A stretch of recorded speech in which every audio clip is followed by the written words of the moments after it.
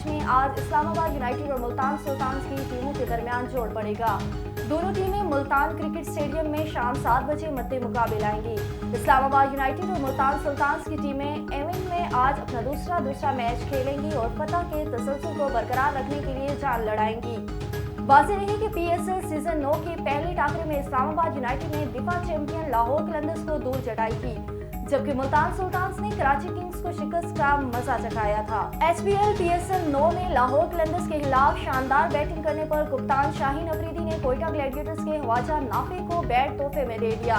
गुज़श्ता रोज Pakistan super league के 9वें season के चौथे मैच में कोयटा ग्लैडिएटर्स ने लाहौर कलंदर्स को 5 विकेट से शिकस्त दी और लाहौर कलंदर ने 168 रन का हदफ दिया, जिसे कोयटा ग्लैडिएटर्स ने आखिरी 2 ओवर्स में 5 बॉलर्स पर ही हासिल कर लिया।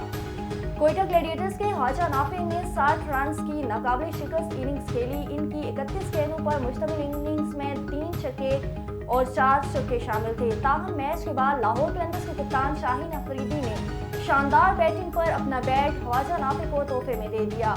इंग्लिश प्रीमियर लीग के 32वें सीजन के इंतहाई दिलचस्प और कांटेदार मुकाबलों का सिलसिला इंग्लैंड में जारी है। केनलवर्थ रोड लोटन में खेले गए मैच में मैनचेस्टर यूनाइटेड और लोटन टाउन की टीमें आमने सामने थी, जिसमें मैनचेस्टर यूनाइटेड के रामिस होजलैंड ने मैच के पहले मिनट पर ही एक गोल करके अपनी टीम को लोटन टाउन के खिलाफ 1-0 गोल की बढ़तरी दिला दी। ताहम ठीक 6 मिनट बाद रासिम होजलैंड ने एक और गोल करके मुकाबला 2-0 कर दिया।